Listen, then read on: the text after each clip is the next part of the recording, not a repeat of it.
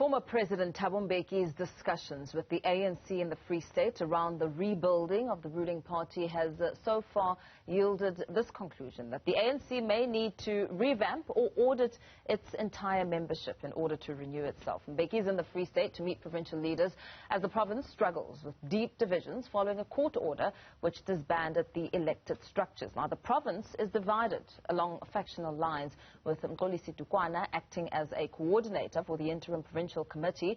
Will former President Thabo Mbeki's return to the ANC help the process of unification? Well, we get some answers. Political analyst Rebone Tau argues that the ANC will only see progress when former President Zuma and Mbeki sit down and reflect on the past. She joins us now to elaborate further. Very good morning to you. Thank you so much for your time. A really crucial moment, one that could make history should it go according to plan. What do we know about the dynamics at play here, especially looking at former President Thabo Mbeki, his relationship with suspended ANC Secretary General Ace Magashule, and his presence in the Free State? Will it yield some success?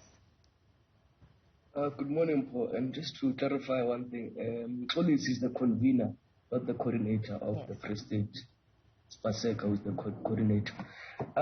Now, one thing is that the reality of the matter is that even when the former president says you need to audit the entire membership, the question is that what kind of a member or caliber are you expecting to have in the ANC? Because some can argue that,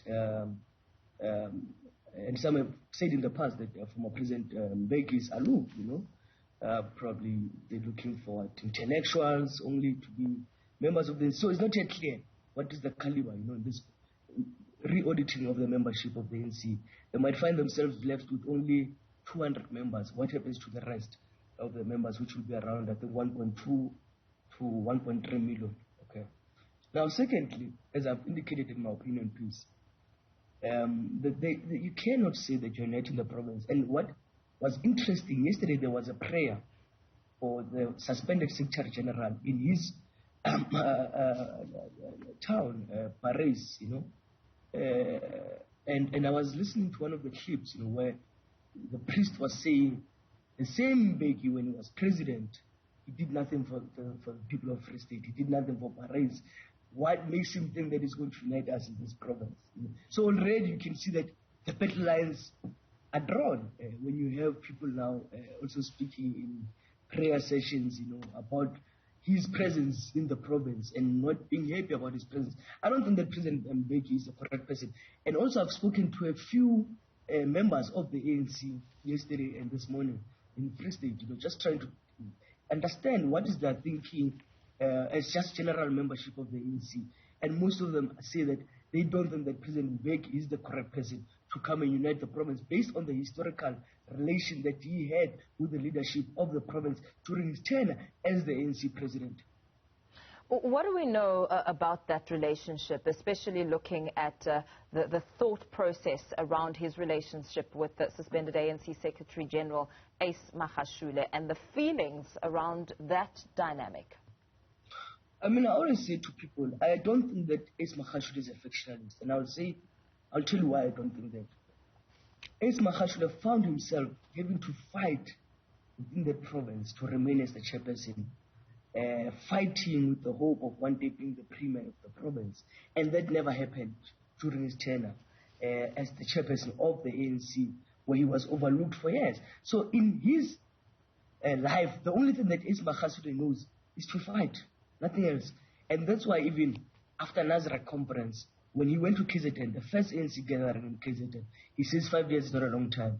And people were shocked. And I say, guys need to understand that this man all his life he's been fighting. So he does not understand when there is stability or when there's a need to have a stable organization. So the Ace Magashule that we're seeing, it's also because of that relationship that he had with Thabo Mbeki for the longest time, having to fight with his own president as the chairperson of the province. And that's why going to Polokwane, we saw him taking the posture of supporting the former president, Zuma, in 2007. So the reality of the matter is that relationship also is based on the premiership issue that he was overlooked for the longest time in Free State. You make mention of former President Thabo Mbeki being aloof, because we know that he hasn't been in the Free State since around 2007, and that, as he goes to the Free State, he's technically been in exile, as you make mention in your opinion piece, that he's just come out now to try and establish some sort of unity that the ANC has been speaking about for a number of years. Let's go back perhaps to where it may have started. I mean, the ANC's 52nd conference was a turning point. No, absolutely. I mean, a build-up to, that 52nd conference of the ANC, we go back to 2005, when he then announced, in Parliament that his deputy president has been recalled, and he will no longer be the deputy president to the Republic of South Africa, which was then Jacob Zuma, So, and this is where you start to see now, a lot of sympathy around 25, building up to 27. We see Jacob Zuma in court and Peter Marisbeck, for the arms deal court case, which is still ongoing now. Mm-hmm. And we see a lot of, members, of the ANC, and they call him 100% Zulu boy. We start to see this thing of also tribalism being rife in the ANC during this time, And the sad reality is that the former president, he wanted to run for third term as the president of the ANC, because as the president of the Republic, he wasn't going to come back based on the constitution limiting the president to 2 terms only.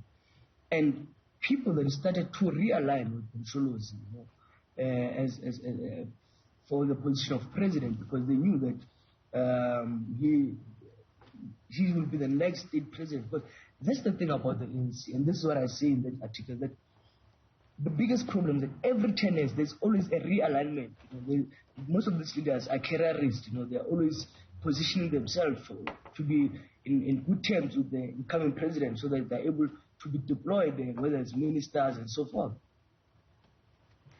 And what also comes out very strongly is the question now on what needs to happen. Not much optimism in former President Thabo Mbeki's intervention, with him carrying the unity card. You say that it's highly unlikely that he will be able to achieve much. But looking at the relationship between Thabo Mbeki and former President Jacob Zuma, you saying that it will be central for them to sit down and introspect when trying to look at the divisions in the ANC and really ensuring that there is unity going forward. I think what was funny, when I spoke to someone in Free State, and I mentioned this to them, and this person says to me, we don't see President Mbeki doing this. He's a man who's got an ego to protect. This man stayed away for 10 years. Never attended NEC meetings of the ANC. And when you look at the former President Jacob Zuma, that even after all this is happening to him right now, he's been going to ANC NEC meetings, which are sitting virtually, and this shows that the two characters are very different, that with the former President Mbeki, he never went to NEC meetings at all. And former presidents of the ANC have got a standing invite in every ANC NEC meeting or any ANC gathering. He never did. But Jacob Zuma continued to go to ANC NEC meetings. So the reality of them is that a rebuilding process is not an easy process. And this means that both the leaders will have to put their differences aside. Because they cannot say we want an organization that is united when themselves are both not united. When this thing started, the divisions to deepen, it was around these two figures. And even today, when you look at whether the RT or the CR22 faction, they are aligned along these two. Because those in the CR22 faction, when I talk to them, most of them are the former President Mbeki's supporters. And when you go to the RT, we know that also that side, most of them are former President Zuma supporters. So these two, if they really love the ANC, if they really believe in this unity of the ANC, it's about time that they sit and discuss, because this thing happened during their tenure as in the presidency, when the other one was the president and the other one was the deputy president. So there will never be a united organization if these two can make peace, because this is the two that needs to hold hand and say to membership on the ground that we have engaged, we have found each other, and we believe in the spirit of rebuilding the organization. When it comes to factions, I mean, we've seen over the years, every 10 years, it seems some politicians move from faction to faction, almost for political survival. Is it possible that the ANC will perhaps get to a point where they do away with factions because we just see the politicians lining up in favor of certain leadership, even before that person is appointed in a position? Factions, by the way, are not new for the ANC. You can go back to even 1949 conference of the ANC when Zuma was the president, and Morocco was going to be elected in that conference, and the Youth League went to Morocco, and both Zuma and said to them, here's a program of action of the Youth League of 1948. Any of you who's going to support this program of action will support. So the factions will always be there, because it's also about contestation of ideology and ideas. That's one thing that we need to understand. But the factions of today are not about that. The factions of today it's just about money and political survival. So even when the former president, when he says we need to re-audit, they need to re-audit the ANC membership, the ANC might find himself that even in that NEC, no one might qualify to be a member of the ANC. That's the one thing that he needs to be wary of.